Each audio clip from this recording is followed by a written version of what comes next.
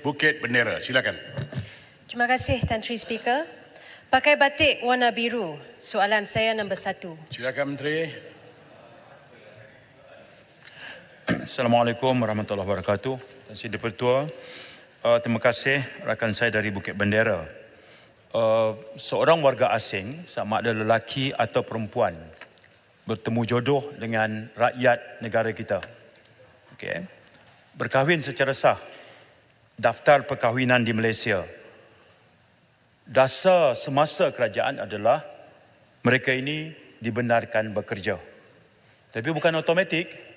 Mereka kena mohon dengan Ketua Pengarah Jabatan Immigration, sebab semasa mereka berkahwin dengan warga tempatan, mereka memegang pas lawatan sosial pasangan kepada warga negara. Pada pas ini tertera perkataan tidak dibenarkan bekerja. Jika mereka mau bekerja, mereka mesti memohon kepada pihak berkuasa kita. Di situ, kerana dasar kita adalah dasar membenarkan mereka bekerja, mereka boleh bekerja selama mana mereka mematuhi syarat. Pertama, ketika memohon, mereka sertakan dokumen perkahwinan yang sah. Di negara kita, berkahwin di Siam tak boleh. Tapi kahwin di Siam, kemudian balik daftar di sini, jadi boleh balik. Tapi asasnya mesti perkahwinan yang sah di negara kita. Yang kedua, dia mesti ada pasport dan dokumen perjalanan yang sah. Dan dia memang physically tinggal di sini. Ya, dia tak boleh sekali tinggal di sini, kemudian bulan depan 3 bulan berada di Australia ke. Kemudian balik. Tak boleh. Dia mesti berlama untuk satu tempoh berterusan 5 tahun. Kemudian dia mesti melepasi tapisan keselamatan oleh pihak polis dan tak termasuk dalam senarai syak. Jadi kesimpulannya, apakah boleh? Jawapannya ya. Apakah automatik? Tidak. Kena mohon. Ada syarat? Ya. Ya. Dan bahagian kedua soalan Bukit Bendera ini, apakah ini soal pemustatin tetap? Apabila mereka memegang pas lawatan sosial pasangan warga negara untuk satu tempoh, iaitu selepas 5 tahun, mereka boleh memohon untuk mendapatkan permit masuk. Istilah kita ni permit masuk lah ya, iaitu IC merah. Mereka boleh mendapatkan IC merah selepas 5 tahun. Dan selepas satu tempoh, undang-undang negara kita mengatakan mereka boleh juga memohon warga negara.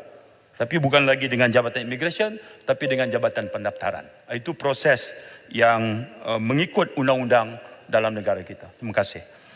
Silakan Bukit Bendera. Terima kasih Yang Berhormat Menteri ke atas jawapan yang telah diberikan. Jadi soalan tambahan saya mungkin ada berkaitan jugalah dengan soalan tadi dengan Yang Berhormat Kelang, iaitu terdapat pihak-pihak yang tidak bertanggungjawab ya, yang bertindak membuat seruan ke atas premis penyagaan bukan warga negara. Jadi sambil membuat rakaman video dan sebagainya supaya ia viral, dan jadi pihak-pihak ini dianggap sebagai hero masyarakat.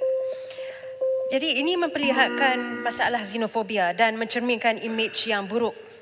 Jadi bagaimanakah jika perniagaan ini dijalankan secara sah di sisi undang-undang? Jadi apakah pendirian sebenar KDN terhadap warga asing yang mencari rezeki di Malaysia dan juga menjalankan perniagaan secara sah di sisi undang-undang? Jadi benarkah dakwaan wujud iaitu sikap double standard netizen terhadap bangsa-bangsa yang berbeza? Jadi mohon penjelasan Yang Berhormat. Terima kasih. Sila Menteri. Terima kasih rakan saya Bukit Bendera. Tan Sri Dipertua, keberadaan warga asing di negara kita ni, selama dia memiliki dokumen yang sah mengikut undang-undang, mereka boleh bekerja seperti saya sebut tadi kan. Tapi sudah menjadi lumrah akan ada di sana kalangan yang masuk tapi tanpa dokumen apa-apa. Jadi ini undang-undang dan penguatkuasa kita akan terus menjalankan tanggungjawab. Baik. Di antara kedua-dua situasi ini, kerajaan harus mengambil pendekatan yang lebih seimbang. Pertama, apa hakikat yang tak berubah? Mereka sudah pun berada di sini. Apa yang tak berubah? Mereka manusia. Okay. Dari segi kemanusiaan, mereka nak meneruskan kehidupan. Yang pertama. Tapi dari sudut pelaksanaan undang-undang sebagai kerajaan yang berkuasa, kita ada tanggungjawab untuk melaksanakan undang-undang, menguatkuasakan undang-undang. Sebab dia ada bagi kesan ekonomi, kesan politik, kesan sosial. Saya beri jaminan Yang Berhormat, pemantauan pihak berkuasa, khususnya pasukan polis terhadap keadaan yang Muhammad sebutkan tadi, sekarang lebih tertumpu kepada insiden seperti ini hanya dikesan di Pulau Pinang dan sedikit di Johor. Tapi kita tak boleh underestimate. We can never underestimate the sentiment among the locals. Sebab itu kita kena terus membuat pemantauan. Jadi pertimbangannya dari sudut kemanusiaan, kita tak boleh just tangkap, kemudian campak ke laut atau halau begitu saja. Ada due process dia. Kalau mereka menyalahinya. Sebab itu saya sebut tadi. Dia juga ada peranan ataupun ada perkara yang telah pun dilakukan juga oleh warga tempatan. Misalnya, ruang niaga. Warga tempatan bila dah dapat, bagi kepada pendatang asing berniaga, warga tempatan duduk di rumah. Itu yang berlaku bila kita buat tindakan penguatkuasa. Ataupun sewakan rumah.